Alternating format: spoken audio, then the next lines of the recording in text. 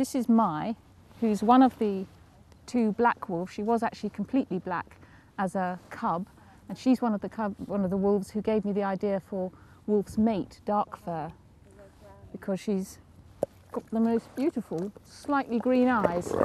Yes, and this one is Mosey, who's a little bit competitive, and so we don't want them pawing the camera or each other. Calm down. It's a little bit of dominant behaviour. They're just trying to, whoops, I'm absolutely fine. I'm absolutely fine. They're just vying for my attention a bit. They're a bit competitive. Yes, down you get, Mai.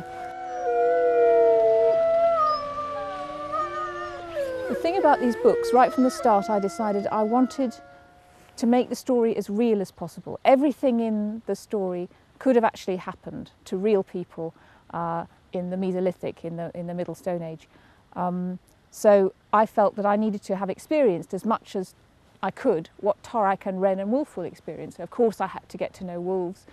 I knew that Torak was going to be swimming with wild killer whales in the second book, Spirit Walker, so I thought, well, I better see if there's some way in which I can do that.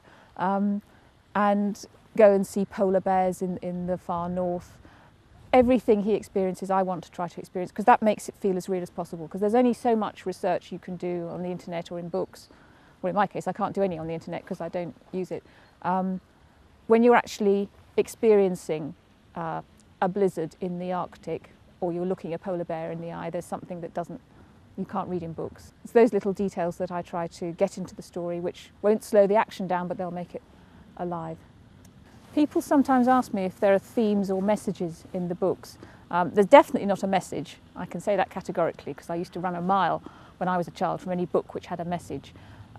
Themes are things that sort of they're mysterious. They seem to work through without you really knowing it. As I said, when I was writing Wolf Brother, I thought it's a story about a boy and a wolf. But as I was writing it, I realised, well, actually, it's also a story about friendship. And about the friendship that you can have with an animal. And I didn't really realise that until maybe the second or third draft. So those sort of themes of friendship and loss, of course, Torak's lost his father. There are going to be some losses in Ghost Hunter. You know, there have been in the previous books. Those things sort of emerge gradually as I'm writing. It's quite mysterious.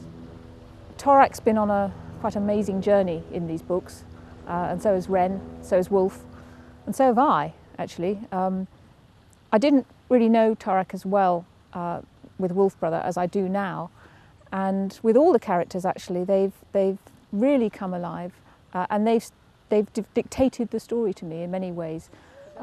Strange thing when you say that, but it's true. For example, Wolf in Oathbreaker, he taught me that wolves don't seek revenge, and that actually gave me a massive strand in the story. Wren has been so strong-willed right from the start. I mean, I had a completely different idea of her, and I wasn't going to have her involved nearly as much, but she's not the sort of person who likes to stay at home when her friends are in trouble, so I've actually had to do some wholesale revision of the plots because of Wren. Torak has become a much more complex character, and shame, he's become much more haunted, really, after all his experiences. I feel a bit bad. I've put him through quite a lot. So all of them, they've changed, I've changed. Torak was 12 in Wolf Brother. When Ghost Hunter starts, he's just turned 15, so in hunter-gatherer terms, he's grown up. I'm sometimes asked if I'm in love with any of the characters. I mean, I love them all. I particularly love Wolf. If I had to choose a favourite, it would be Wolf, I suppose, because I've always wanted to be very close to an animal. Torak feels a bit like a son to me, in a way. I've never had children, but it's going to be a bit of a wrench. I've almost finished Ghost Hunter, so I don't quite have to worry about it yet, but it's going to be something of a wrench when I have to say goodbye to them. But I don't want to say any more because I don't think I'd better give away the story. I've known since about Oathbreaker that it's not far till I say goodbye to the characters. And sometimes people say, well, why don't you just keep writing the stories and don't say goodbye to them?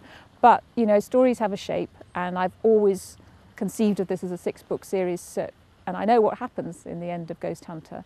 So I know I'm going to have to say goodbye to them. Now, that's not saying it's going to end badly. I just know that I'll have to say goodbye to them.